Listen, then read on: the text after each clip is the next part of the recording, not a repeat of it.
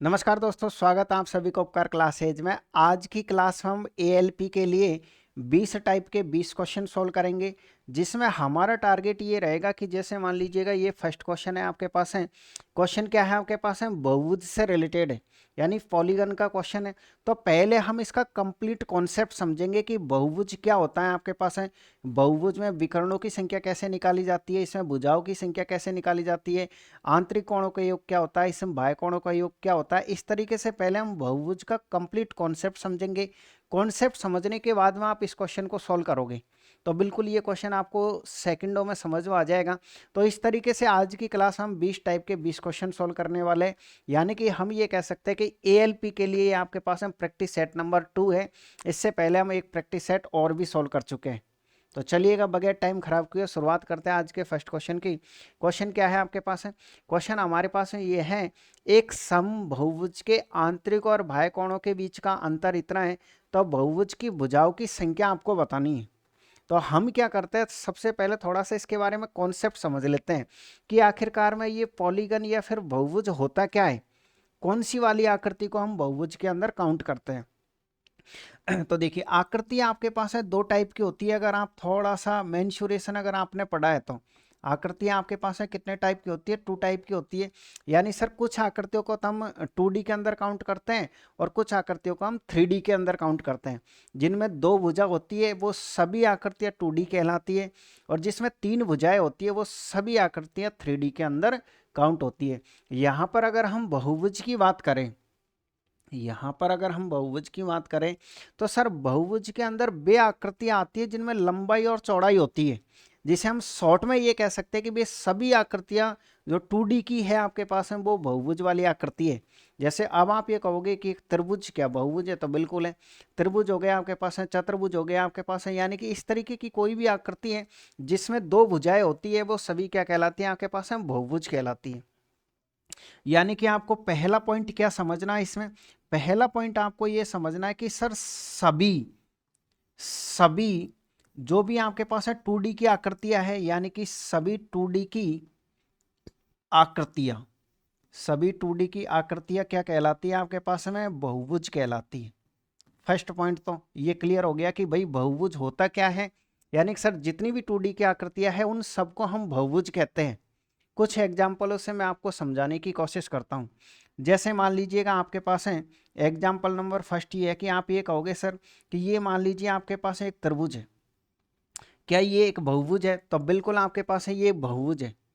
मान लीजिएगा आपके पास है ये चतुर्भुज है। ये क्या है आपके पास है? मान लीजिएगा सर हमारे पास है एक चतुर्भुज है ये, तो क्या ये आपके पास हम बहुभुज है? तो बिल्कुल ये बहुभुज के अंदर काउंट होता है।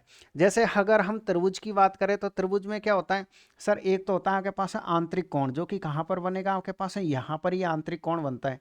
यानी आंतरिक कोण इसमें यहाँ बनेगा, तो इसमें आंतरिक कोण कहाँ पर बनेगा आपके पास है? यहाँ पर बनेगा।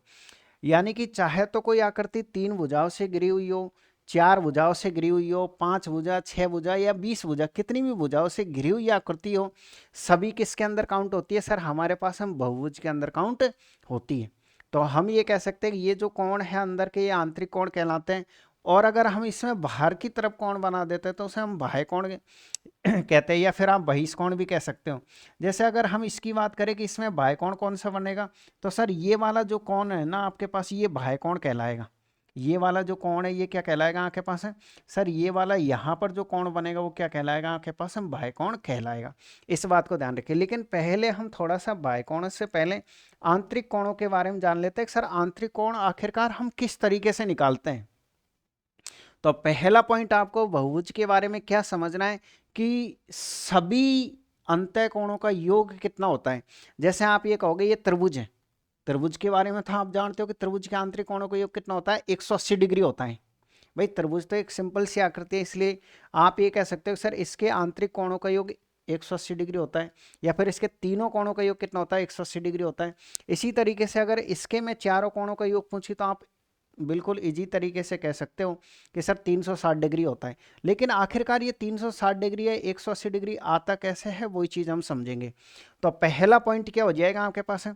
सर पहला जो पॉइंट हमारे पास हो जाएगा वो ये हो जाएगा, बहुभुज के सभी आंतरिक कोणों का योग।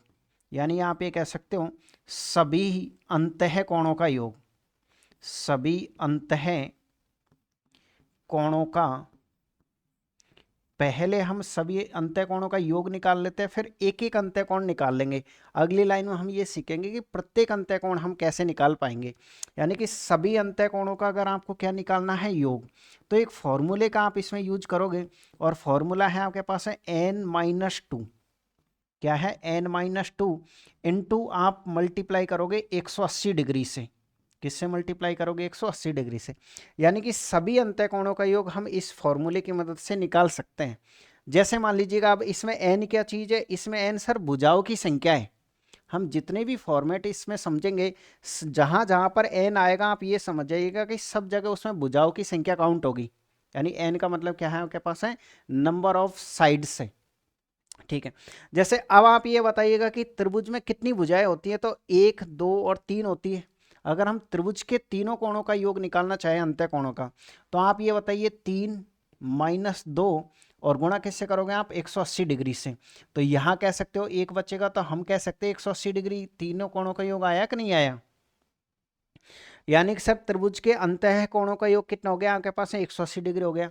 अब आपको चतुर्भुज का निकालना है कि चतुर्भुज के अंतः कोणों का योग कितना होगा।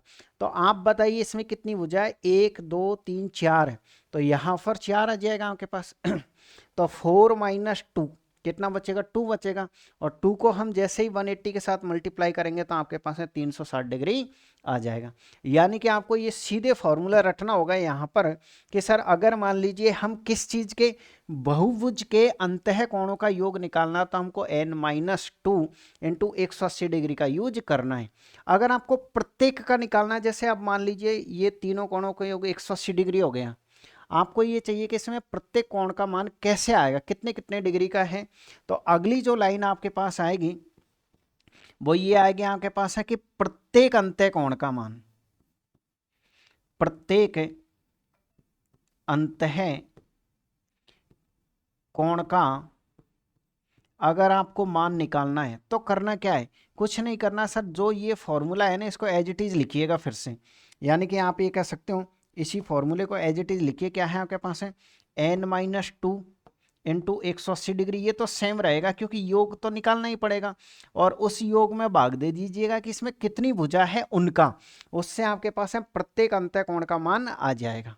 जैसे अभी हमने इसका मान निकाला था कि इसके तीनों कोणों का योग 180 डिग्री होता है। अगर हम 180 डिग्री में इसमें 3 भुजा होती है, 3 का भाग दे देते हैं तो 60-60 डिग्री के तीनों कोण आपको देखने को मिलेंगे। तो पहला पॉइंट आपको क्या समझना है बहुभुज के बारे में, सर सभी अंतःकोणों का योग हम कैसे निकालते हैं। अंतःकोण आपको पता है कि ये सारे कोण अंतःकोण कहलाते हैं। प्रत्येक अंतःकोण का मान कैसे आएगा आपके पास है, जो भी योग आएगा उसमें आप भाग दे दोगे भुजाओं की संख्या का। अब तीसरा पॉइंट हम क्या समझेंगे, सर इसमें बाह्य कोणों का योग कैसे निकाला जाता है। बहिष्कोण भी आप कह सकते हो, जिसे आप कह सकते हो बाह्य कोणों का योग। तो चलिएगा, तो तीसरे नंबर का पॉइंट क्या हो जाएगा सर, तीसरे नंबर का पॉइंट ये हो जाएगा आपके पास है कि सभी बाह्य कोणों का योग, सभी बाह्य कोणों का योग, सभी बाह्य कोणों का योग आप किस तरीके से निकालोगे। सबसे पहले तो आप ये देखिएगा कि बाह्य कोण बनते कौन सी जगह पर है। ये जो बाह्य कोण है आपके पास है, ये कौन सी जगह पर बनते हैं। एक कॉल आ रहा है काफी देर से, देखिए। यानी कि आप ये कह सकते हो कि सभी अंतःकोणों का योग हो गया, प्रत्येक अंतःकोण का योग हो गया बाह्य कोणों का। पहली बात तो आप ये देखिए कि बाह्य कोण बनते कहाँ पर। सर अगर हम इसमें बात करें तो यहाँ पर ये जो कोण बनेगा ये आपके पास है क्या कहलाएगा, बाह्य कोण कहलाएगा। यहाँ पर ये जो कोण बनेगा ये क्या कहलाएगा आपके पास, बाह्य कोण कहलाएगा। इसी तरीके से आप इसको आगे बढ़ा दीजिएगा तो आप ये कह सकते हो कि यहाँ पर जो कोण बनेगा वो बाह्य कोण कहलाएगा। लेकिन हम क्या करेंगे, 1, 2, 3 यानी जितने भी बाह्य कोण हैं उन सभी का योग एक साथ निकालेंगे पहले, और फिर हम ये भी जानेंगे कि प्रत्येक बाह्य कोण अलग अलग कैसे निकाले जा सकते हैं। भाई चाहे तो आपके पास है ये आकृति हो, इसमें बाह्य कोण बनाओ, चाहे आप इसमें बनाओ। जैसे इसमें बनाओगे तो कैसे बनाओगे आप, सर इस तरीके से लंबी लाइन हम खींच देंगे तो यहाँ पर बन जाएगा आपके पास है। तो इस तरीके से आप कोई सी भुजा को बड़ा करके और उसमें बाह्यकोण आराम से बना सकते हो। जैसे इस भुजा को बना दीजिएगा आप, इस भुजा को यहाँ खींचोगे इस तरीके से, इसको खींचोगे इस तरीके से और इससे बनाओगे तो आप इस तरीके से इनमें बाह्यकोण बना सकते हो। तो ये तो कोई बड़ी प्रॉब्लम आपको आएगी नहीं। यानी हम ये कह सकते हैं सर अगर आपको सभी बाह्यकोणों का योग निकालना है तो सभी बाह्यकोणों का योग कितना होता है आपके पास? सर हमारे पास होता है 360 डिग्री। ये फिक्स होता है, इसमें फॉर्मूला वगैरह कुछ नहीं होता है। यानी हम ये कह सकते हैं सर अगर हमसे ये पूछ लिया जाए कि आप ये बताइएगा कि सभी बाह्यकोणों का योग कितना होता है, तो सभी बाह्यकोणों का योग आपके पास है 360 होता है। ये फिक्स होता है। इस लाइन को तो आप बिल्कुल अच्छी तरीके से रट ही लीजिएगा। यानी कि चाहे आकृति कोई सी भी हो, चाहे त्रिभुज हो, चाहे चतुर्भुज हो, चाहे समबाहुभुज हो, कैसी भी आकृति हो, सभी बाह्यकोणों का अगर हम योग करते हैं तो वो 360 होता है। अब प्रत्येक कोण का कैसे निकालना है, इसमें कुछ नहीं करना है, इसमें n का भाग दे दीजिए बस। यानी पॉइंट नंबर 4 क्या हो जाएगा आपके पास है? सर पॉइंट नंबर 4 ये हो जाएगा आपके पास है कि आपको निकालना है प्रत्येक बाह्यकोण का मान। प्रत्येक बाह्यकोण का आपको मान निकालना है तो क्या करना है सर? n का भाग देना है। सर एक काम करिए, इस मोबाइल को साइलेंट कर देता हूं यार।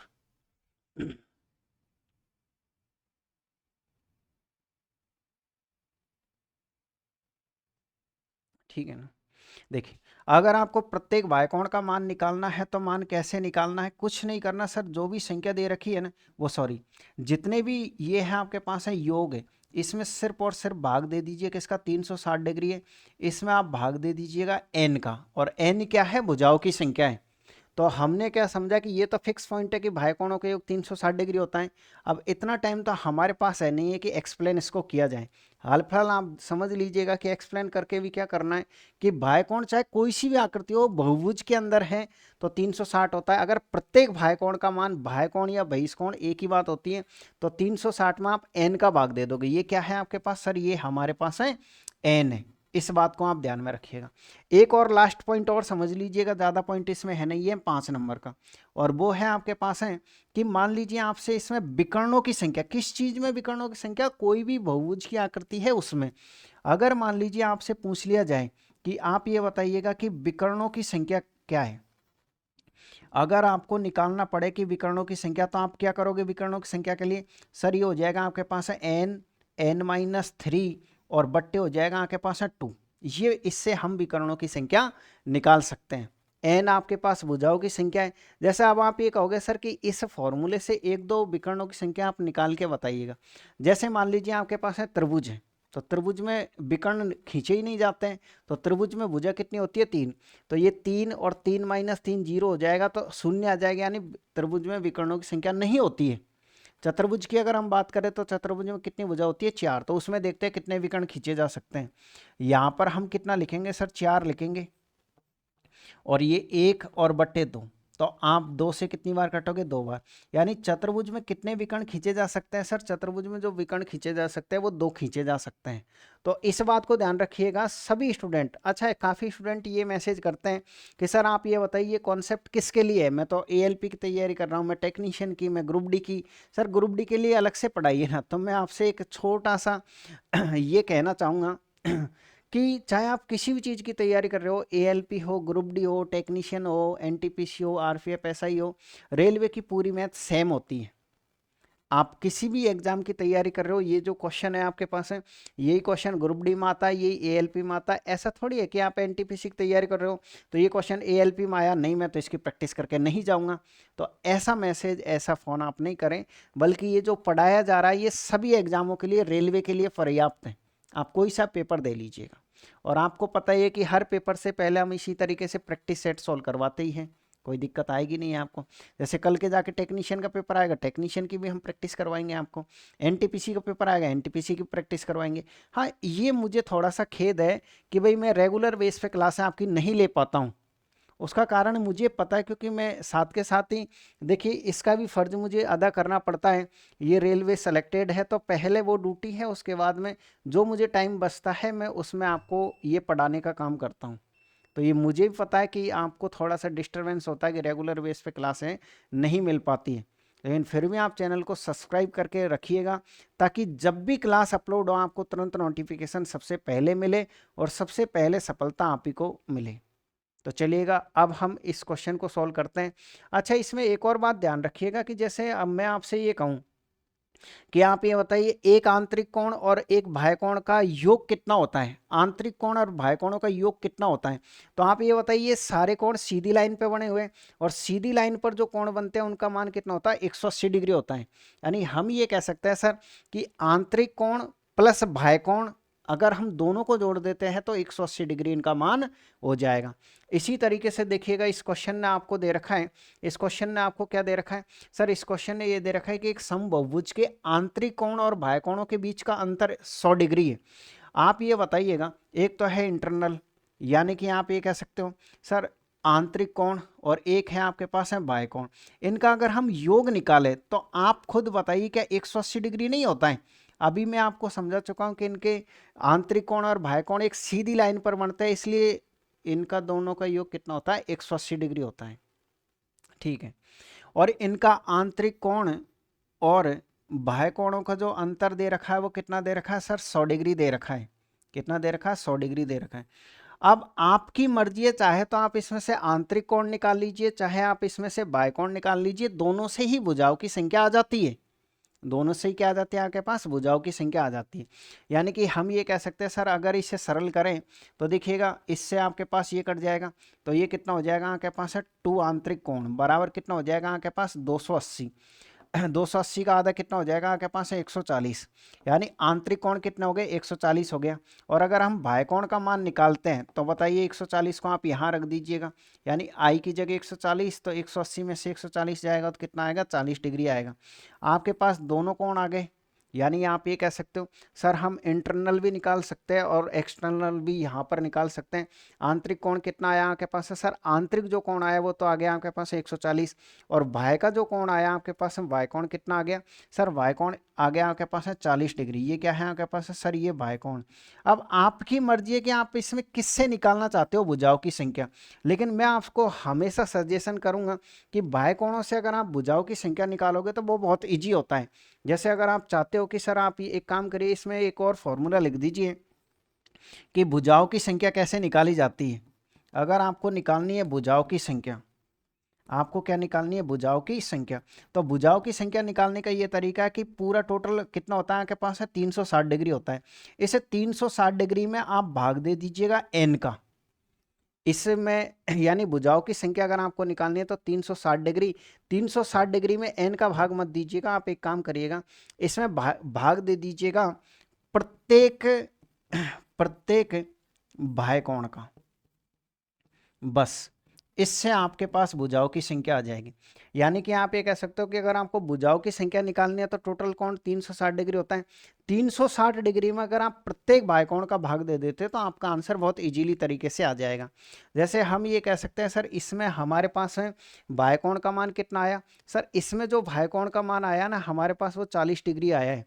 तो आप बताओ भुजाओं की संख्या कितनी हो जाएगी, कितनी साइड्स हो जाएगी इसमें सर, इसमें जो भुजाओं की संख्या हो जाएगी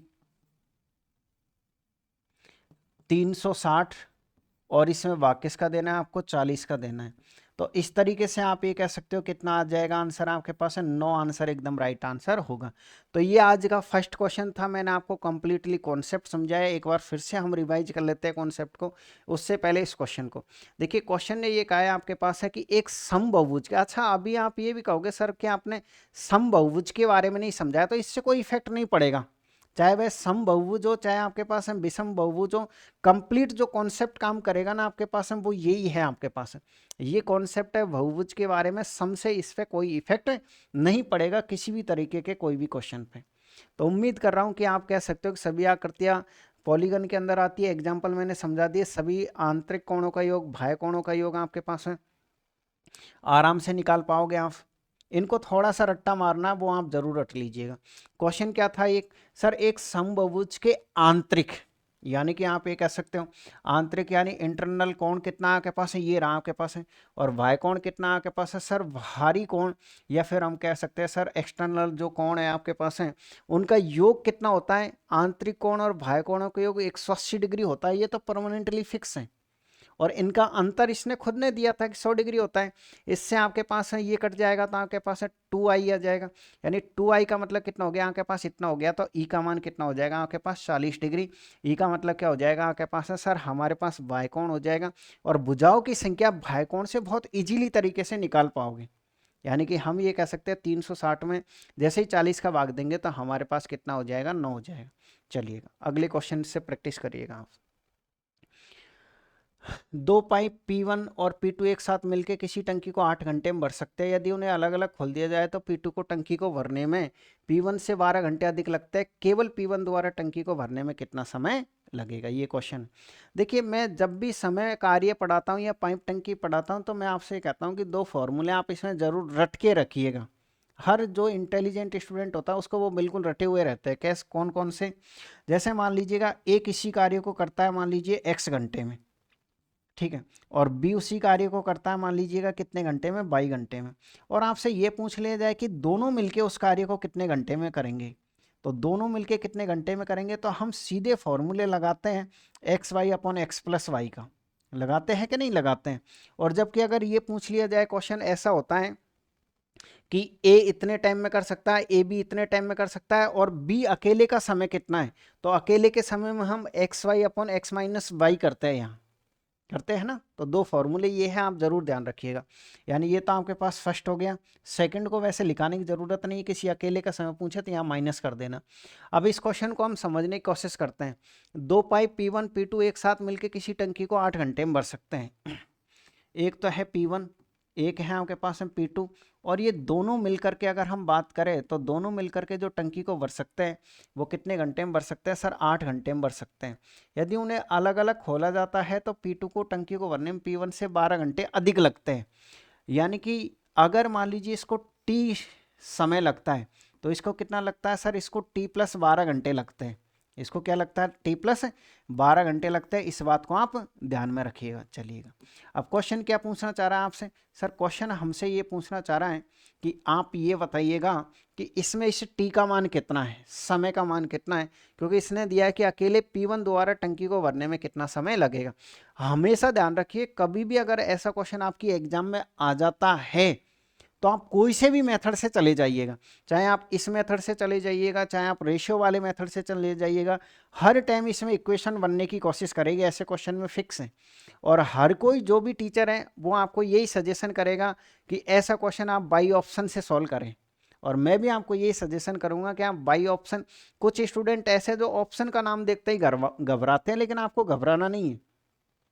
पहली बात तो आप ये देखिएगा कि क्या ये फॉर्मूला लग रहा है, बिल्कुल लग रहा है, क्योंकि सर दोनों का समय आपको 8 घंटे दे रखा है।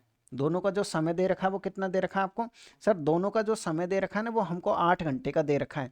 तो आप ऑप्शन से ऐसा मान रखिएगा यहाँ पर और यहाँ पर कि दोनों को सरल करो ना तो 8 आंसर आ जाए आपका। जैसे हम मान लेते हैं कि ए ऑप्शन उठा लेते हैं 10 घंटे, अगर पी किसी टंकी को भरने में 10 घंटे लेता है तो ये 10 प्लस 12 22 घंटे लेता है। तो अब आपको क्या करना है, इन दोनों का एक साथ निकालना, और एक साथ निकालने का फॉर्मूला वो रहा एक्स वाई, यानी 10 इंटू कितना हो जाएगा आपके पास, 22 हो जाएगा, और दोनों को जोड़ोगे 32 हो जाएगा। आपको पता है कि ये 11 बार कटेगा तो किसी भी हालत में 8 तो नहीं आने वाला।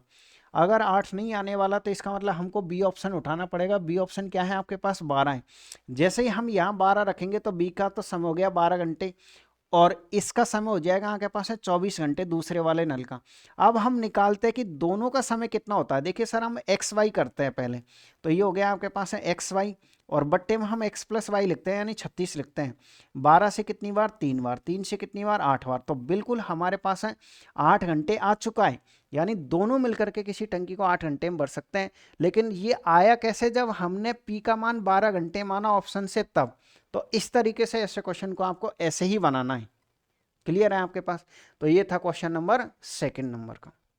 चलिएगा आप आ जाइएगा क्वेश्चन नंबर थर्ड पर। ये रहा आपके पास, इजी क्वेश्चन है लेकिन ऐसे क्वेश्चन खूब आ रहे हैं आजकल, तो ऐसे क्वेश्चनों को भी आप जरूर सरल करके जाइएगा। एक थोक दुकानदार 1280 रुपए की अंकित मूल्य वाली एक उत्पादन को 945 रुपए में बेचता है, उसके द्वारा छूट का परसेंटेज कितना है। क्वेश्चन हमारे पास में ये है कि 1280 रुपए की कोई वस्तु है, कोई वस्तु कितने की है, 1280 रुपए की वस्तु है। तो ये क्या है सर, ये हमारे पास है मार्केट प्राइस है उसकी। और जब वह दुकान वाले इसको बेचता है ना सेलिंग प्राइस को, तो कितने में बेचता है सर, वह उसको 945 में बेचता है। तो आपसे पूछे कि आप ये बताइए इसका डिस्काउंट कितना है, उसको भी परसेंटेज में पहले डिस्काउंट निकाल लो। तो 80 में से 45 जाएगा, कितना बचेगा आपके पास, 35 बचेगा। 12 में से 9 जाएगा तो 3 बचेगा। यानी सर हमको डिस्काउंट 335 का है, लेकिन क्वेश्चन ये चाहता है कि आप इस डिस्काउंट को परसेंटेज में बताइए। तो मैं आपको ये समझा चुका हूँ पहली क्लासों में कि लाभ हानि की कैलकुलेशन हम कॉस्ट प्राइस पर करते हैं, और जबकि बट्टा या डिस्काउंट की कैलकुलेशन हम अंकित मूल्य पर करते हैं। तो अगर आपको डिस्काउंट को किस में निकालना है, परसेंटेज में। डिस्काउंट को परसेंटेज में निकालना है तो डिस्काउंट, और बट्टे में क्या आएगा आपके पास है, 1280 आएगा, क्योंकि एमआरपी आता है नीचे। और मल्टीप्लाई किससे करना है, आपको 100 से करना है। एक जीरो से आपके पास एक जीरो खत्म।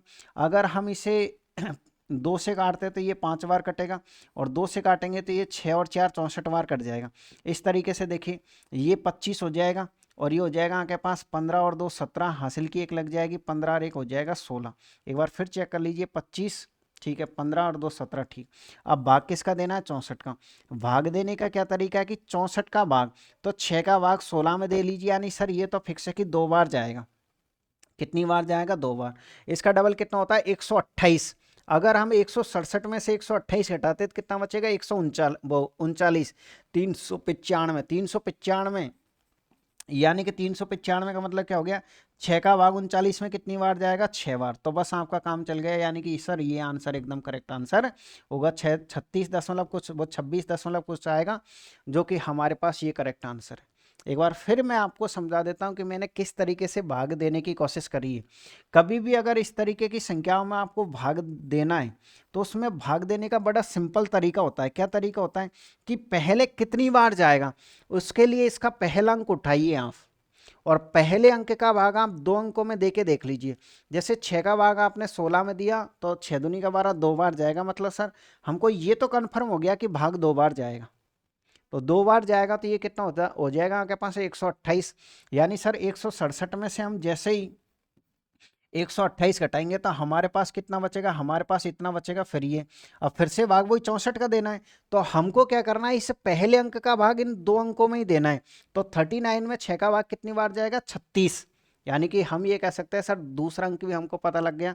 तो ये भी एक तरीका है जिससे आप कैलकुलेशन से बच सकते हो, ध्यान में रखिएगा। चलिएगा फिर आ जाइएगा आप, क्वेश्चन नंबर 3 हो गया आपके पास है। क्वेश्चन नंबर 4, यदि स्टार एक ऐसा अंक है जो कि 11 द्वारा विभाजित तो निम्न में से किसके बराबर होगा। बस सिंपल सा क्वेश्चन है। सबसे पहले आपको यह पता होना चाहिए कि 11 के भाजकता का नियम क्या होता है। सर 11 के भाजकता का नियम यह होता है कि हम एकांतर क्रम का यूज करते हैं। यानी हम ये कह सकते हैं एकांतर का योग, एकांतर का योग बराबर या 11 का गुणा होना चाहिए। बस इतना सा नियम है एकांतर संख्याओं का। यानी कि 11 का नियम क्या होता है सर, 11 के जो भाजकता का नियम होता है ना, वो होता है एकांतर का योग या तो बराबर हो या शून्य हो। बराबर और शून्य तो एक ही बात होती है। एकांतर का योग या तो बराबर होना चाहिए या फिर 11 का गुणा होना चाहिए।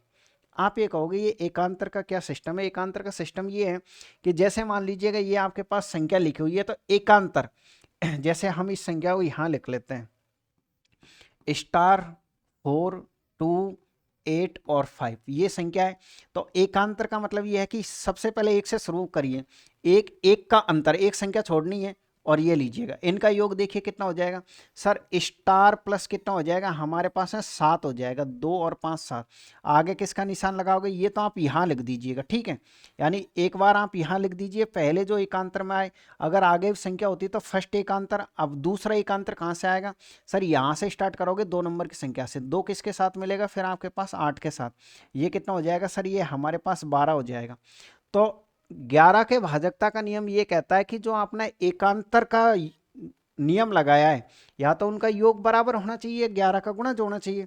आप ये बताइए, एक साइड तो इसका मान ये आ रहा है एकांतर का, दूसरी साइड इसका मान ये आ रहा है। आप बताइए क्या इसे बराबर कर सकते हो। बिल्कुल कर सकते हैं हम सर। कैसे, इसकी जगह पर आप 5 रख दीजिएगा, तो 5 और 7 12 हो जाएगा, और बस यही आंसर है। क्योंकि यही तो कह रहा है वो कि 11 का भाजकता, यानी इसमें हमको 11 का पूरा पूरा भाग देना, तो क्या करना पड़ेगा, हमको ये करना पड़ेगा कि एकांतर का योग या तो योग को बराबर करो या 11 का मल्टीपल करना है। तो ध्यान रखिएगा, अगर आप ये कहोगे सर कि 11 का मल्टीपल करके दिखाओ तो वो पॉसिबल नहीं है। या तो इसमें आपके पास है योग ही बराबर होगा, अगर ये नहीं लगेगा तो ही 11 का गुणज से आपको चेक करना है। अगर ये लग गया तो फिर 11 का गुणज उसमें नहीं काम करेगा, ध्यान में रखिएगा। तो इस तरीके से हमने क्वेश्चन नंबर 4 कर लिया है। आप आ जाइए क्वेश्चन नंबर 5 पर और देखिएगा क्या क्वेश्चन है आपके पास। सर क्वेश्चन हमारे पास है, ये दिख रहा है क्वेश्चन? ओके।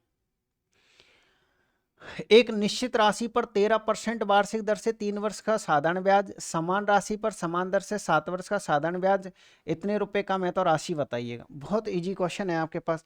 यानी आपके पास है दो तरीके के ब्याज हैं और दोनों ही तरीके के जो ब्याज है उन पर ब्याज दर कितनी है? 13% है। 13% यहाँ पर है और 13% आपके पास है यहाँ पर। लेकिन पहले आप 3 साल के लिए देते हो किसी को और दूसरी बार कितने साल के लिए देते हो? 7 साल के लिए देते हो जो राशि है उसको। एक बार फिर से सुनिएगा, एक कोई राशि है आपके पास है, आप ये कहते हो सामने वाले से मैं आपसे 13% ब्याज लूंगा। उसने कहा ठीक है। तो एक व्यक्ति को तो आप देते हो 3 साल के लिए और एक को देते हो आप 7 साल के लिए। तो आप ये बताइए इन दोनों में अलग अलग ब्याज देंगे ना दोनों, एक तो कम देगा ब्याज और एक ज्यादा देगा, तो उनका अंतर कितना है परसेंटेज के हिसाब से देखते हैं। सर यहाँ पर ब्याज हमको 39% मिल रहा है, यहाँ पर ब्याज हमको 91% मिल रहा है। यानी कि हम ये कह सकते हैं सर एक तरीके से इसके 7 गुने में 3 गुना घटाएंगे 4 गुना बचेगा, यानी कि 52% ब्याज का अंतर है। ये यूनिट के हिसाब से हम कह सकते हैं कि सर यूनिट में अगर हम बात करें ना तो इनमें जो अंतर है ना ब्याजों का वो 52% का अंतर है। लेकिन ये तो हमने यूनिट में बोला है, क्योंकि यूनिट दो टाइप की होती है, एक परसेंटेज के फॉर्मेट में होती है और एक किस फॉर्मेट में होती है? सर एक होती है रेशियो के फॉर्मेट में, ये मैं आपको समझा चुका हूं। और फॉर्मूला क्या है सर? ऐसे क्वेश्चन में एक फॉर्मूला हम यूज करते हैं, फॉर्मूले का क्या नाम है? राशि, और उसी राशि की यूनिट, और हम गुणा किससे करते हैं सर? जिसका मान निकालना उसकी यूनिट से हम गुणा करते हैं, ध्यान में रखिएगा। यूनिट दो टाइप की होती है पूरी मैथमेटिक्स में, एक होती है आपके पास है परसेंटेज के फॉर्मेट में और एक होती है आपके पास है रेशियो के फॉर्मेट में। एक किस फॉर्मेट में होती है आपके पास है? रेशियो के फॉर्मेट में होती है। इसके अलावा कोई यूनिट धरती पर नहीं बनी आज तक। तो इस क्वेश्चन में परसेंटेज का क्वेश्चन है, तो यूनिट किस में बन रही है आपके पास? परसेंटेज में बन रही है। तो इस फॉर्मूले को समझने का सबसे बेस्ट तरीका यह है कि सर ऊपर जो भी है ना उसी को आप यूनिट में लिखोगे नीचे। आप ये देखो कि ऊपर जो भी राशि लिखोगे उसी राशि को नीचे लिखना पड़ता है, जिसका हमको मान निकालना उससे हमको क्या करना होता है? मल्टीप्लाई। जैसे आपने मान लीजिए ऊपर क्रय मूल्य लिख दिया तो क्रय मूल्य की यूनिट लिखोगे, अगर ऊपर विक्रय मूल्य लिख दिया तो विक्रय मूल्य की यूनिट लिखोगे, ऊपर अगर आपने खर्चा लिख दिया तो खर्चे की यूनिट लिखोगे, ऊपर आपने बचत लिख दी तो नीचे बचत की यूनिट लिखोगे। यानी समान बटे समान और जिसका मान निकालना उससे हम क्या करते हैं? मल्टीप्लाई करते हैं। अगर आपने ये फॉर्मूला समझ लिया तो ये मान के चलिएगा कि आपको 70% मैथ बिल्कुल इजीली तरीके से समझ में आ जाएगी। ठीक है ना? चलिएगा इस क्वेश्चन को करते हैं। अच्छा इसका क्या नाम है सर? ये 6240 रुपये कम ब्याज है, यानी कि 6240 रुपये क्या है आपके पास सर? ब्याजों का अंतर है। और यूनिट के हिसाब से ब्याजों का अंतर कितना आपके पास है? 52% है। आपको किसका मान निकालना है? आपको निकालना है कि वह राशि कितनी है। अगर वह राशि कितनी है यानी कि इस राशि की यूनिट कितनी होती है सर? अगर आपको ऐसा लगे कि वो राशि टोटल है तो उसकी यूनिट हमेशा 100% होती है। उसकी राशि कितनी होती है? हमेशा 100% होती है, इस बात को ध्यान रखें। तो हम ये कह सकते हैं कि पूरे 100% का हमको क्या निकालना है? मान निकालना है। परसेंटेज को खत्म कर ही देगा। देखिए 52 से काटोगे एक बार और ये 2 बार, यानी कि 120 बार कट जाएगा। तो 120 के पीछे 2 जीरो और चिपका दीजिएगा आप। तो इस तरीके से आप ये कह सकते हो कि 12,000 एकदम करेक्ट आंसर होगा। उम्मीद कर रहा हूँ कि क्वेश्चन बिल्कुल अच्छे से आपको क्लियर हुआ होगा। चलिएगा आप क्वेश्चन नंबर अगले को पढ़ लीजिएगा, सबसे ईजी क्वेश्चन है और उम्मीद कर रहा हूँ कि सभी स्टूडेंट इसका आंसर दे पाएंगे। मैं देख लेता हूँ क्लास ठीक चल रही है। देखिएगा, चलिए इसको तो हम सोल्व कर ही देते हैं। बताइए कितना बार आएगा 13, कितना बार आएगा 6, कितना हो जाएगा 19। देखिए आप ये कहोगे सर इतना इजी क्वेश्चन क्यों सॉल्व करवा रहे हैं? तो मैं नहीं करवा रहा हूँ, ये आपसे पूछा हुआ क्वेश्चन है। अगर आपने अच्छे कर्म किए होंगे तो आपकी शिफ्ट में इतना इजी क्वेश्चन आ जाएगा। ठीक है ना? आपके कर्मों के ऊपर अगर आप अच्छे कर्म करोगे तो क्वेश्चन बिल्कुल इतना ही ईजी आपको देखने को मिलेगा। अब इस क्वेश्चन को पढ़ो आप। ठीक है भाई? अच्छा क्वेश्चन, ऐसा क्वेश्चन पूछ लिया जाता है 6 पुरुष या 5 महिलाएं किसी काम को 7 दिन में पूरा कर सकती है। अच्छा, इस या शब्द का मतलब क्या होता है सर? इस या शब्द का मतलब होता है बराबर का निशान। कि क्वेश्चन ये कहना चाह रहा है आपसे, क्या कहना चाह रहा है कि 6 पुरुष, या का मतलब क्या होता है बराबर का निशान, या फिर 5 महिलाएं, ये तो इसका मीनिंग्स हो गया। आप यहाँ से पुरुषों का और महिलाओं का रेशियो निकाल लीजिए। तो रेशियो निकालने के लिए स्टेप मत बढ़ाना, बल्कि मैंने आपको एक कॉन्सेप्ट समझा रखा है जब रेशियो पढ़ाया था कि कोई इक्वेशन ऐसे आ जाती है जैसे 2a बराबर 3b है, तो a और b का मान कैसे निकालते हैं सर? ऐसी इक्वेशन में देखिए a के सामने 3 लिखा हुआ है ना, तो a का मान कितना 3 है और b का मान कितना 2 है। ये पर्टिकुलर मान नहीं है, यूनिट के हिसाब से इनके मान है। तो हम ये कह सकते हैं सर इस क्वेश्चन में जो मेन आदमी है उनका मान कितना 5 यूनिट है, और जो महिलाएं हैं उनका मान कितना आपके पास है 6 यूनिट है।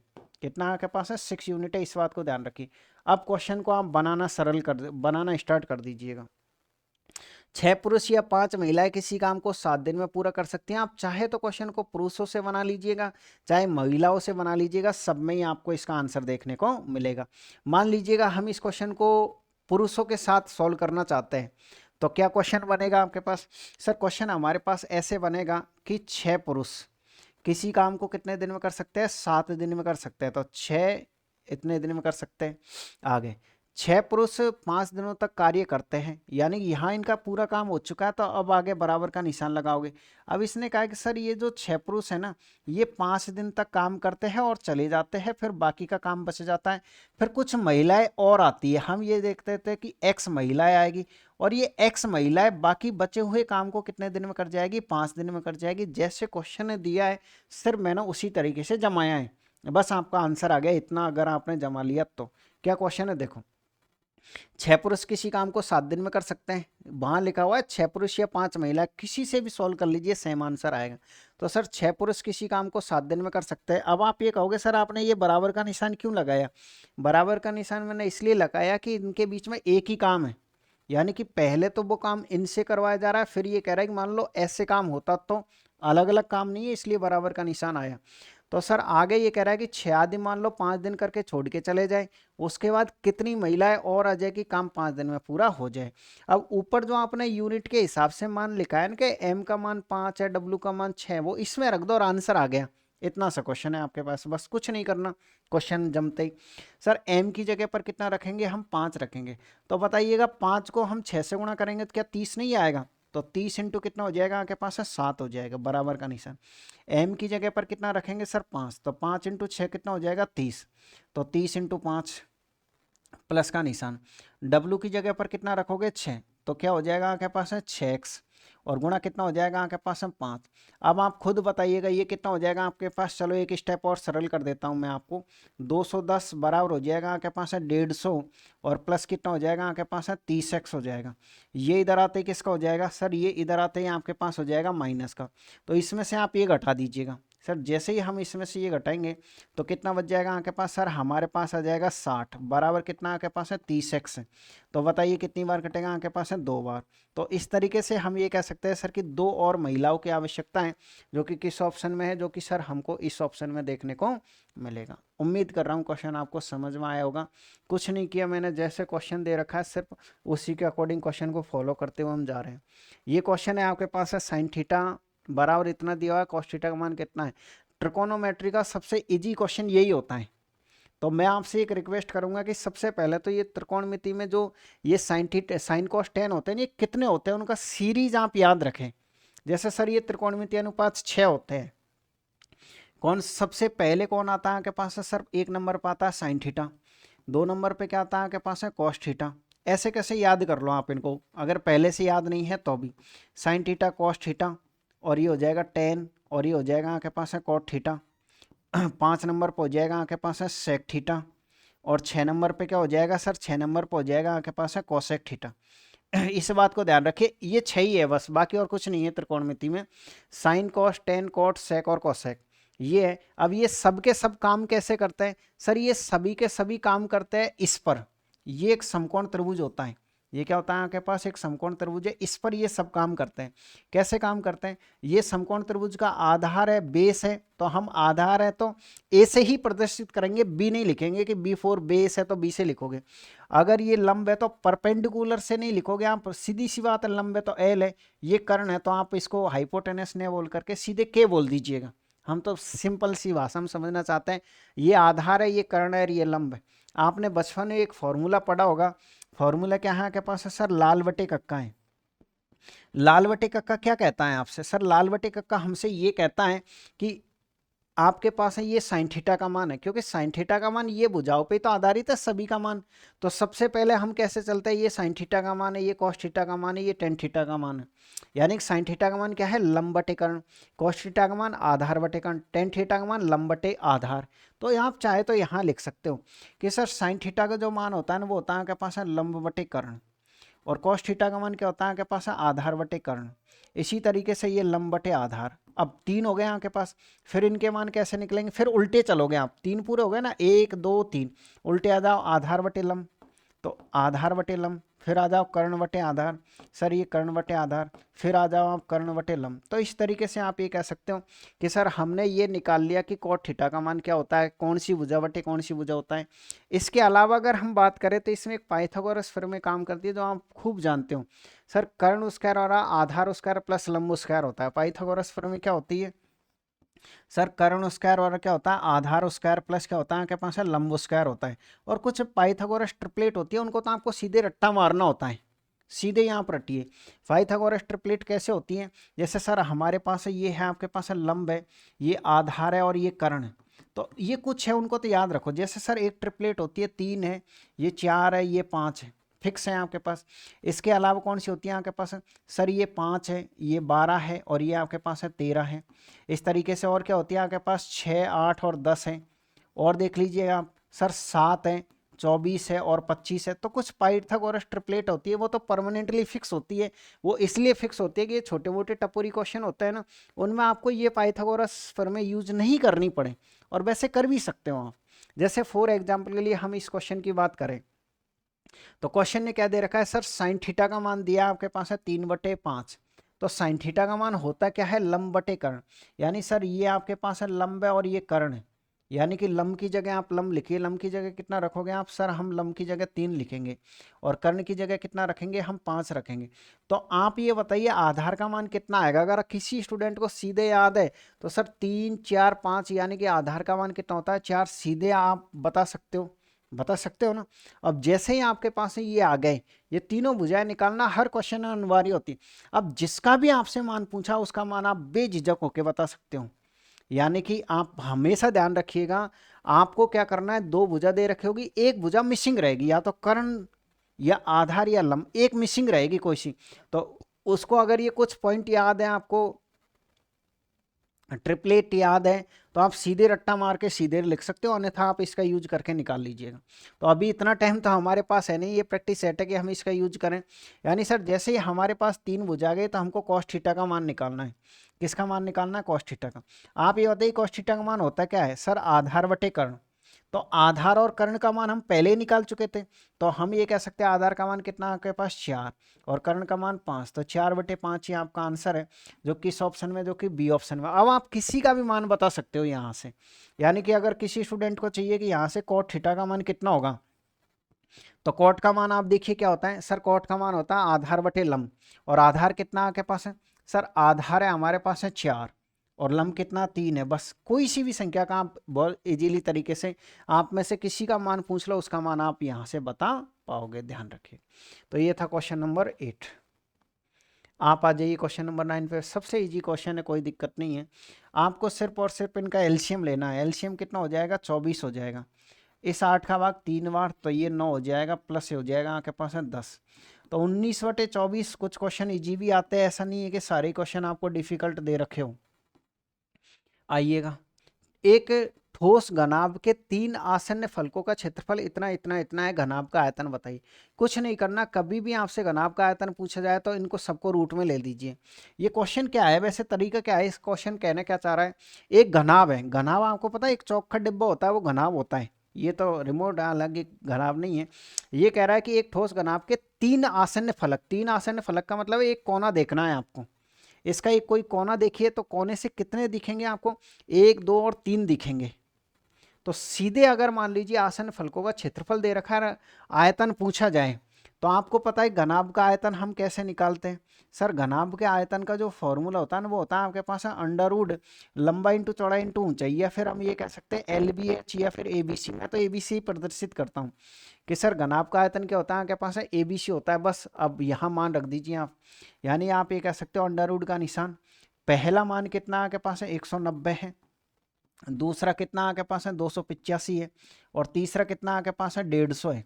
यानी आप ये बताइएगा, थोड़ा सा भी अगर आप में दिमाग है तो इसमें देखिए यूनिट डिजिट से आप सीधे आंसर बता सकते हो ना इसका, कि सर हमको ये पता है कि हम इनको जब मल्टीप्लाई करेंगे तो लास्ट में जीरो जरूर आएगी, और जीरो को जब हम वर्गमूल लेंगे तो भी जीरो आएगी। और इसमें किसी भी ऑप्शन में आपके पास है, देखो इसमें नहीं है, इसमें नहीं है, सिर्फ एक में ही है, तो ये हमारा करेक्ट आंसर होगा। हाँ, ये आप कह सकते हो कि सर हमने सीधे यहाँ क्या ए का मान थोड़ी था वो, कि आपने सीधे ये कह दिया कि भुजा ए का मान इतना, बी का मान इतना, सी का मान इतना है। वहां तो वो फलकों का क्षेत्रफल था ना, फिर आपने ये कैसे लिख दिया। थोड़ा सा मैं इसे एक्सप्लेन कर देता हूँ अगर आपके दिमाग में कुछ हो। आप भी ये बताइए कि एक भुजा है आपके पास, एक फलक है, उसका क्षेत्रफल क्या होता है सर, लंबाई इंटू चौड़ाई यानी AB। दूसरी का क्या होगा, BC। और तीसरी का क्या होगा, CA। तीनों फलक का क्षेत्रफल हो गया हमारे पास। तो पहली फलक A है, दूसरी B है, तीसरी C है। तो सर ABBCC है, यानी सर इसका मान कितना आपके पास है, 190 है। इसका मान कितना आपके पास है, 150 है। इसका मान कितना आपके पास है, 285 है।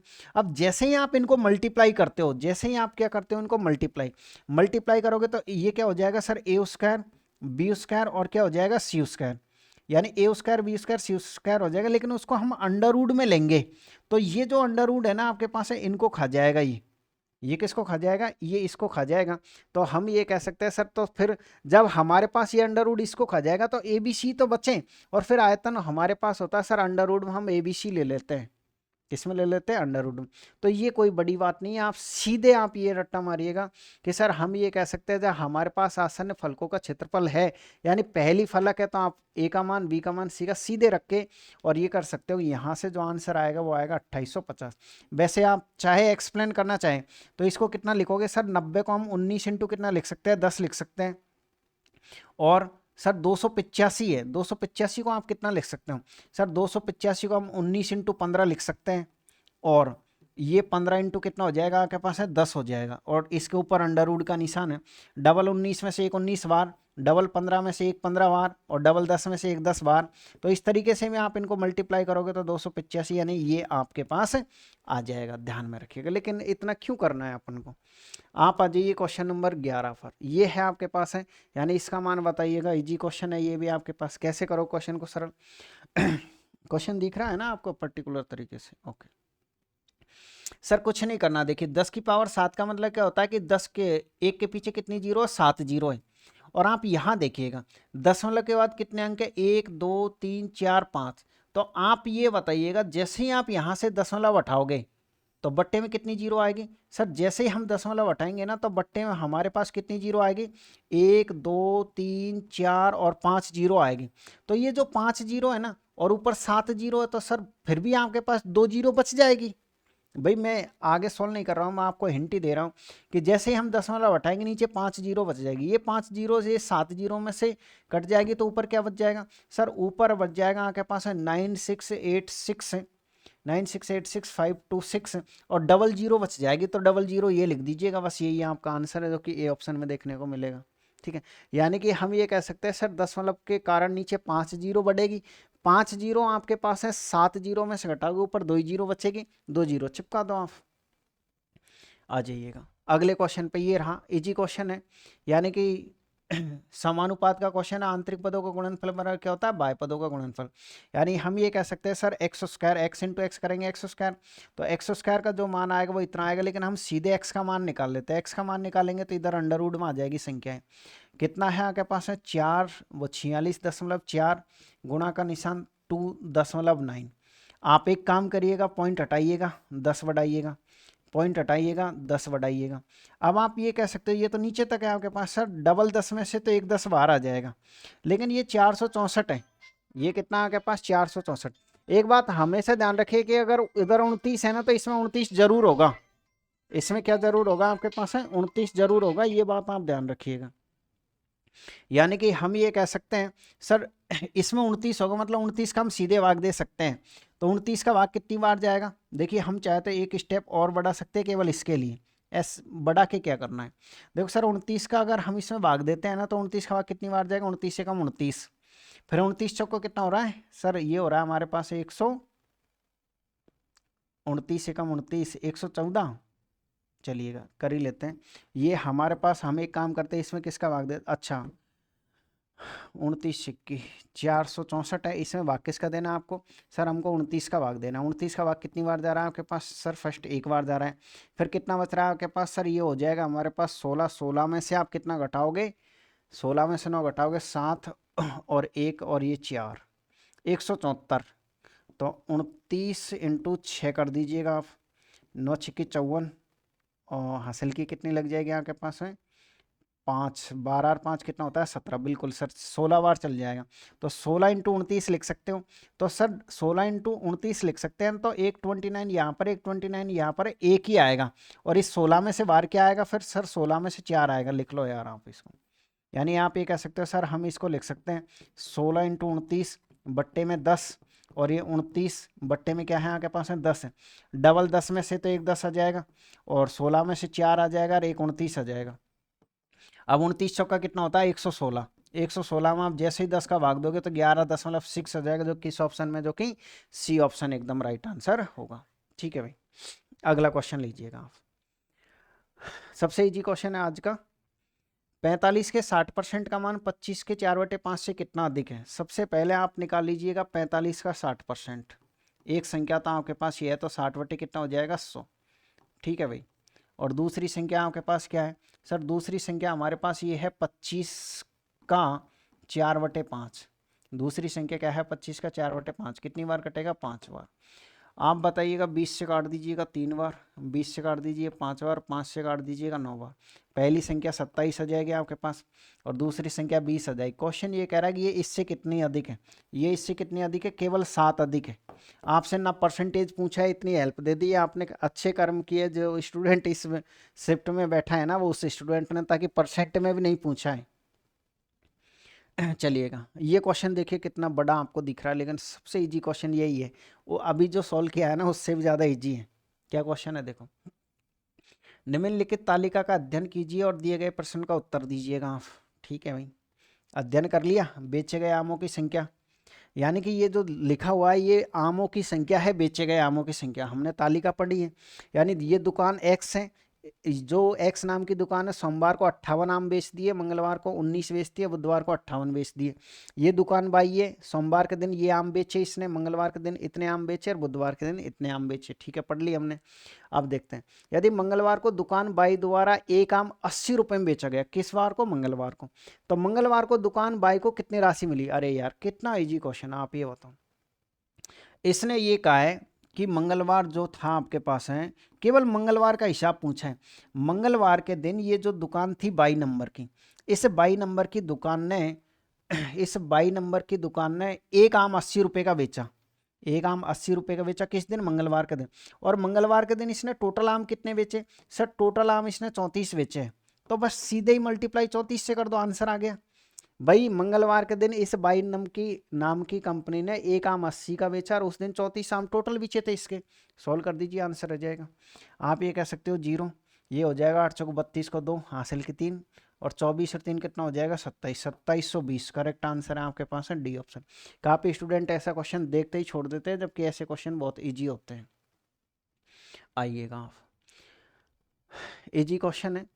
क्वेश्चन क्या है, 155 मीटर 160 मीटर लंबी दो ट्रेन समांतर पटरियों पर विपरीत दिशाओं में चल रही है, क्रम से इतनी इतनी स्पीड है, तो एक दूसरे को पार करने में कितना समय लगेगा। यानी सिंपल सी बात है, समय बराबर दूरी बटे चाल होता है, और दोनों ट्रेनों की लंबाई जुड़ेगी।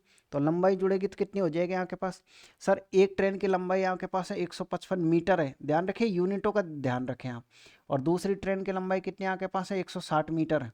तो टोटल लंबाई कितनी हो जाएगी, जैसे ही सर हम इनको जोड़ेंगे तो टोटल लंबाई कितनी हो जाएगी आपके पास है सर, ये हो जाएगा हमारे पास है कितना 5। ठीक है, ओके, ये हो जाएगा आपके पास है 315 मीटर। टोटल लंबाई कितनी हो गई? 315 मीटर हो गई। ठीक है, अब इसने कहा है कि विपरीत दिशाओं में चल रही है। जब विपरीत दिशाओं में चलती है तो सापेक्ष चाल जुड़ती है, सापेक्ष चाल जुड़ती है। तो हम ये कह सकते हैं सर यहाँ पर चाल कितनी हो जाएगी? सर चाल हो जाएगी हमारे पास है 74 + 52। 74 + 52 को ऐड कर दीजिए, देखो कितना होता है आपके पास है सर, ये हो जाएगा आपके पास है 74 + 52 ही है ना, ये 6 हो जाएगा और ये हो जाएगा आपके पास है 126। लेकिन सर ये मीटर में है और ये चाल हमारे पास है किलोमीटर/आवर में है और हमसे समय पूछा है। तो समय का फॉर्मूले सीधे नहीं लगाओगे आप, बल्कि फॉर्मूला लगाने से पहले आप यूनिट समान करना, नहीं तो क्वेश्चन का आंसर नहीं आएगा, गलती से आपने यूनिट समान नहीं करी तो। यानी कि हम ये कह सकते हैं सर यहाँ पर ये जो चाल है आपके पास 126, ये किलोमीटर प्रति घंटे में है, ये किलोमीटर प्रति घंटे में और ये मीटर में। तो हम ये कह सकते हैं सर समय बराबर दूरी बटे चाल होता है। दूरी कितनी है आपके पास है? इतनी। और चाल कितनी है आपके पास है? 126 है। लेकिन सर हम इसे किलोमीटर को मीटर प्रति सेकंड में चेंज करेंगे तो 5/18 से गुणा करेंगे, तो 5 और 18 कहाँ चला जाएगा? पलट के ऊपर चला जाएगा। 18 से कितनी बार कटेगा? 7 बार कटेगा। फिर आप काट लीजिएगा, 5 से काट लीजिए इसको कितनी बार? 6 बार और 3 बार। फिर 7 से काट लीजिए कितनी बार? 9 बार। तो फाइनली आंसर 9 सेकंड आएगा। सेकंड क्यों लिखा है? क्योंकि हम इसे 5/18 से गुणा करके मीटर प्रति सेकंड में बदल चुके हैं। आप चाहे तो है ना चाल को यहाँ भी बदल सकते हो अलग से, लेकिन क्या कारण है कि वो क्या जरूरत है? इतना छोटा सा ही तो क्वेश्चन, समय बराबर दूरी बटे चाल होता है सर। ये हमने यूनिट समान करी है। यूनिट समान कैसे की जाती है? अगर आपको अच्छी तरीके से पढ़ना है तो आप इसी यूट्यूब पर सर्च करें ट्रेन संबंधी उपकार क्लासेज जयपुर। बहुत अच्छी तरीके से मैंने ऐसे क्वेश्चनों को समझा रखा है। और आपने अगर मेरा स्टार क्रैश कोर्स जो कि मैंने फ्री पढ़ा रखा है इस पर वो भी ज्वाइन किया होगा, तो अब मैंने इन क्वेश्चनों को बहुत अच्छे से एक्सप्लेन कर रखा है। एक और बात, अगर आप चाहते हो इसी तरीके से सरल भाषा में कंप्लीट कोर्स करना, तो आपको करना क्या है? प्ले स्टोर पे जाके उपकार क्लासेज जयपुर के नाम से एप्लीकेशन डाउनलोड करना है। बाहर रेलवे चैंपियंस 3.0 के नाम से बैच मिलेगा, उसमें सारी चीज़ें मिलेंगी आपको। रेलवे चैंपियंस 3.0 नाम से बैच है, उसमें देखो एक तो बेसिक क्लासें मिलेंगी, यानी कि आपको मैथ कैसे सीखनी है। एक फोल्डर तो मिलेगा उसमें बेसिक क्लासेज का, एक फोल्डर मिलेगा आपको चैंपियंस 3.0 का, जिसमें मैं आपको कंप्लीट सिलेबस बिल्कुल अपडेटेड क्वेश्चनों के साथ कराऊंगा। और एक फोल्डर मिलेगा आपको स्टार क्रैश कोर्स के नाम से, यानी कि पूरा जो कोर्स है ना उसको बहुत शॉर्ट में मैंने पढ़ा रखा है। और एक फोल्डर मिलेगा आपको प्रैक्टिस सेट के नाम से, यानी कि अगर आप एक बैच खरीदते हो कौन सा? रेलवे चैंपियंस 3.0, तो आप यकीन मान के चलिए जैसे ही आप उसको ओपन करके देखोगे ना, एक बार एप्लीकेशन डाउनलोड करो और देखना कितने अच्छी तरीके से, कितने सुंदर तरीके से मैंने उसको डिजाइन कर रखा है। बहुत अच्छा डिजाइन कर रखा है कोर्स को। कोर्स पूरा नहीं हुआ है, अभी डिस्काउंट चल रहा है उसमें। डिस्काउंट का मतलब चैप्टर का नाम डिस्काउंट है, बट्टा या डिस्काउंट चैप्टर चल रहा है। आज मैं उसे कंप्लीट कर दूंगा, फिर उसके बाद हम उसमें मेंशुरेशन स्टार्ट करेंगे कल से। ठीक है, चलिएगा तो इस क्वेश्चन पर आ जाइएगा। सर सीमा की आयु अलका की आयु की दुगनी है। ओके, रहने दीजिएगा, यानी कि ये सीमा है और ये हमारे पास अलका है। अगर इसकी आयु x है तो इसकी 2x है, इनको x और 2x से ही करना पड़ेगा। यदि अलका की आयु में से 9 वर्ष घटा दिया जाए, सीमा की आयु में से 6 वर्ष जोड़ दिया जाए, अगर हम इसमें 6 वर्ष जोड़ देते हैं तो कितना हो जाएगा हमारे पास? है सर x + 6, और जो अलका की उम्र है उसमें से हम 9 वर्ष घटा देते हैं, तो इनकी आयु का जो अनुपात है ना, तो सीमा की आयु अलका की आयु की 4 गुना हो जाएगी। यानी इसकी अगर 1 है तो इसकी कितनी है? 4 है, बस क्रॉस मल्टीप्लाई करना है आपको। तो सर ये हो जाएगा हमारे पास है 4x माइनस कितना हो जाएगा? 36 बराबर 2x प्लस कितना हो जाएगा आपके पास? 6। ये इधर आते किसका हो जाएगा? माइनस का, तो 2x बचेगा। ये इधर जाते किसका हो जाएगा? प्लस का, तो ये कितना हो जाएगा? 42। तो फिर x का मान कितना आएगा? 21। यानी कि अलका की जो उम्र है वो कितनी है? 21 हो गई। लेकिन वो चाहता है कि इसकी 3 साल पहले की उम्र बताऊं, तो 3 साल पहले की बतानी है तो इसमें से कुछ नहीं करना, आप -3 कर दीजिएगा। तो -3 आप जैसे ही करोगे तो आप ये कह सकते हो 18 वर्ष अलका की आयु आ जाएगी 3 साल पहले, जो कि किस ऑप्शन में देखने को मिलेगा? डी ऑप्शन में आपको देखने को मिलेगा। आइएगा, एक और क्वेश्चन है, इजी क्वेश्चन है ये, मैंने आपको कल भी करवा दिया था कि कुछ नहीं करना है। ये x का मान है और वो y का मान है, x² + y² करना है। तो आप एक कोष्टक को खोल लीजिए किसी को, फिर तो निशान चेंज करना है। हम एक काम करते हैं सर, इससे खोल लेते हैं, मैं यहाँ खोल के बता देता हूँ। x + √1 है और इसका वर्ग खोलना है। तो हम कैसे खोलेंगे इसको? सर सबसे पहले a², 7 का स्क्वायर कितना हो जाएगा आपके पास? 49, प्लस b², इसका वर्ग कितना हो जाएगा? 1 हो जाएगा। और माइनस का आएगा आपके पास 2 ए का मान कितना आपके पास है 7 और बी का मान कितना √1। अरे √1 से फर्क क्या पड़ेगा, √1 को √1 लिखो चाहे 1 लिखो, भाई √1 है तो उससे तो कोई फर्क ही नहीं पड़ रहा ना आपके पास। तो सर हम ये कह सकते हैं a² + b² माइनस का 2ab, यानी इसका अगर हम मान देखते हैं तो ये 50 और माइनस का कितना हो रहा है आपके पास है 14। यानी कि हम ये कह सकते हैं सर जब हमने इसको एक को खोला है केवल, यानी कि जब हम x² का मान निकाला x² + y² का, तो x² का मान कितना आया हमारे पास 50 माइनस कितना आया 14। तो इस तरीके से y² का मान कितना आएगा 50 + 14 आएगा, सिर्फ ये निशान बदलेगा, इससे ये कट जाएगा, तो फिर आंसर कितना हो जाएगा 100, क्योंकि यहाँ प्लस का निशान है। यानी x² का मान हमने ये निकाल लिया कि x का मान हमारे पास ये था, वर्ग कर दिया, तो sir a² + b², sorry plus है ना, तो इसमें ये पहले प्लस आएगा, यहाँ क्या आएगा पहले प्लस, क्योंकि फर्स्ट बार में प्लस है, और दूसरी बार में क्या है आपके पास सर, दूसरी बार में क्या है माइनस है, सेम आंसर आएगा, फर्क नहीं पड़ेगा। तो इस तरीके से सर इसका मान ये रहा, इसमें यहाँ माइनस आ जाएगा, तो इसलिए हम कह सकते हैं ये माइनस से माइनस कटेगा। आप चाहे तो इसको जोड़ भी सकते थे, फिर अगले में घटाना पड़ेगा, लेकिन हमने सीधे काट दिया ना, ताकि कुछ तो स्टेप हम बचाने की कोशिश करें। ध्यान रखें, इजी क्वेश्चन था, अगर फिर भी नहीं समझ आया तो कल की क्लास में भी मैंने इसे समझाया था, वहां जाके आप जरूर देखें। चलिए 18 नंबर पर जाइए। ए किसी काम को 14 घंटे में कर सकता है, बी उसे 21 घंटे में कर सकता है। ए ने अकेले काम शुरू किया, कितने घंटे के बाद बी ए के साथ काम शुरू कर दे ताकि संपूर्ण कार्य 10 घंटे में पूरा हो जाएगा। इजी सा क्वेश्चन है। यानी सर ए किसी कार्य को कितने घंटे में कर सकता है, 14 घंटे में कर सकता है, और बी कितने घंटे में, 21 घंटे में। सबसे पहले आप एक काम करिए, इनका एलसीएम ले दीजिएगा, कितना हो जाएगा 42। उसके बाद इनकी एफिशिएंसी निकालिए, इसका भाग कितनी बार 3 बार, इसका भाग कितनी बार 2 बार। क्वेश्चन ने आप जैसे कहा वैसे जमा दो। इनको टोटल घंटे कितने हैं सर, टोटल इनके 10 घंटे हैं, टोटल इनके पास 10 घंटे। हम ये मान लेते हैं कि एक कैंडिडेट x घंटे काम करेगा, तो फिर बाकी के कैंडिडेट कितने करेंगे आपके पास है 10 - x घंटे। इसके दो पार्ट करने हैं, पहला पार्ट x है तो दूसरा कितना हो जाएगा 10 - x है। जैसे मैं आपसे कहूँ कि टोटल राशि 5 है, पहला पार्ट 2 है तो दूसरा पार्ट कितना हो जाएगा 5 - 2 यानी 3 हो जाएगा। बस इस तरीके से किया है मैंने आपको। आप देखिएगा ए ने अकेले काम शुरू किया, यानी ए ने काम शुरू किया और ये काम खत्म करके गया ही नहीं, तो देखो एक्स इसमें भी है और एक्स इसमें भी, तो हम ये कह सकते हैं कि सर ये जो ए है, ये जो ए है एक दिन में कितना काम कर सकता है सर, एक दिन में ये 3 काम कर सकता है। और ये कितने दिन तक रहेगा सर, ये x दिन तक रहेगा। उसके बाद में सर ए की मदद करने के लिए बी आ जाएगा, यानी दोनों मिलके करेंगे। ये कितने टाइम तक करेंगे सर 10 घंटे, तो पूरे ये x घंटे उसने कर लिया, तो ये करेगा 10 - x घंटे, और टोटल काम कितना हो जाना चाहिए इनका 42 हो जाना चाहिए। बस आपका आंसर आ जाएगा। ये कितना हो जाएगा 3x + 50 माइनस का कितना हो जाएगा 5x बराबर कितना हो जाएगा 42। आप बताइए कितना बचेगा, माइनस के 2x बचेंगे, बराबर का निशान इधर जाते किसका हो जाएगा माइनस का, माइनस के कितने 8, तो फिर x का मान कितना आ जाएगा 4, और बस यही आपका आंसर। क्योंकि क्वेश्चन कहना चाहता है कि संपूर्ण कार्य कितने घंटे में पूरा हुआ, तो संपूर्ण कार्य x घंटे में हुआ, क्योंकि x हमने ये कहा ना कि भाई मान लीजिए a ने x घंटे तक काम किया और x का ही मान आया है, और x और a तो छोड़ के ही नहीं गया था, इसे शुरू से लेके लास्ट तक था। आप कह सकते थे ना मुझसे कि सर आपने कैसे कह दिया कि ये आपके पास है टोटल समय है। टोटल समय इसलिए आया क्योंकि हमने x को 3 के साथ गुणा किया, जो कि एक ही कार्य क्षमता थी, और a ने शुरू से लेकर लास्ट तक क्या किया है, काम किया है। चलिएगा ये रहा एक क्वेश्चन। अगर आपने कल की क्लास देखी होगी तो ये क्वेश्चन में भी आपको किसी भी तरह कोई दिक्कत नहीं आएगी। मैंने एक क्वेश्चन कल भी ऐसा सॉल्व करवाया था कि इसका प्रॉफिट और लॉस का। मैंने ये कहा था कि ऐसे क्वेश्चन को आप रेशियो मेथड से बनाओगे। सबसे पहले आप यहाँ लिखोगे CP और यहाँ पर क्या लिखोगे आप SP लिखोगे। तो क्वेश्चन ने क्या कहा है, एक दुकानदार 30 रुपये प्रति किग्रा की दर से चीनी बेचता है, जिसे उसने 24 के हिसाब से खरीदी है, यानी 24 के हिसाब से खरीदी है, लेकिन आपको बेची किस हिसाब से, 30 के हिसाब से बेची है। आप इनका रेशो ले दीजिए पहले, यानी कि आप कह सकते हो सर इसको किससे काटोगे, 6 से काटोगे तो ये कितनी बार कट जाएगा आपके पास है 6 से, ये 4 बार कट जाएगा, और 6 से कितनी बार कट जाएगा 5 बार। ये तो रेशो ले लिए।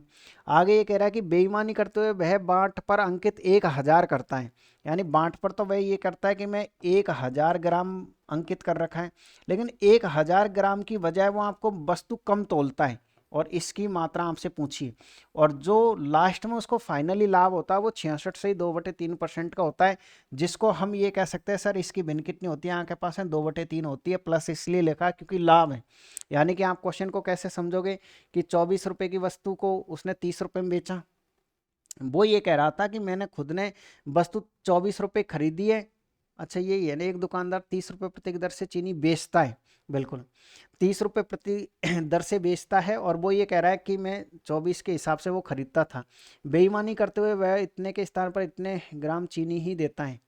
तो आपको ये बताना है कि बाई का मान कितना होगा। चलिए कोई बात नहीं है। यानी कि जिस वस्तु पर 24 रुपये लिखा हुआ था उसने उसको एक तो 30 की बेची, यहाँ भी उसने लाभ कमाया।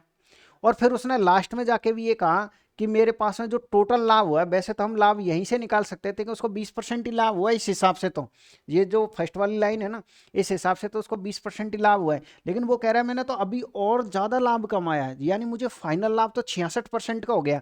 अब 66% का हो गया यानी कि 3 रुपये की वस्तु को उसने कितने में बेचा, 5 रुपये में बेचा। तो वो कह रहा है कि मुझे जो एक्स्ट्रा लाभ हुआ वो किस लिए हुआ, वो इसलिए हुआ कि मैंने 1000 की जगह उसको कम वस्तु तोली है। किसको, ग्राहक को।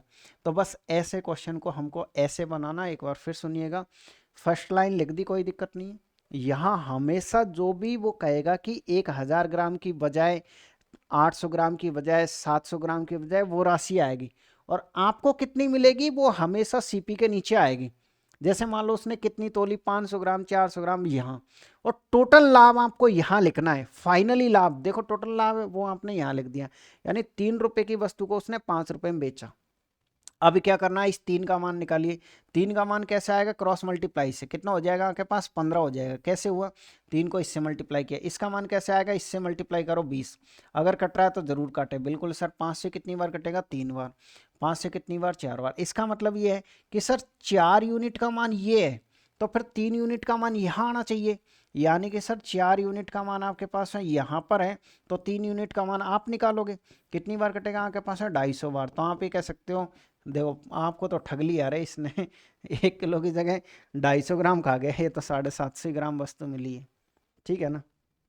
एक और क्वेश्चन लीजिएगा, आज का लास्ट क्वेश्चन है, इजी सा क्वेश्चन लिया है। एक व्यक्ति अपनी आय का 50% बचाता है, तो सिंपल सी बात है 50% खर्चा करेगा। क्वेश्चन ये कह रहा है कि 50% खर्चा नहीं करेगा, 440 करेगा। अगर 50% का मान इतना, तो उसकी आय कितनी है, पूरा 100% कितना होगा। कितनी बार कटेगा, 2 बार।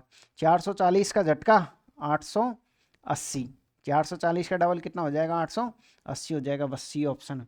तो इस तरीके से ये थी आपके पास हम प्रैक्टिस सेट नंबर 2 की क्लास अगर अच्छी लगी हो तो गलती से क्लास को लाइक शेयर सब्सक्राइब और एक प्यारा सा कमेंट्स आप जरूर करिएगा।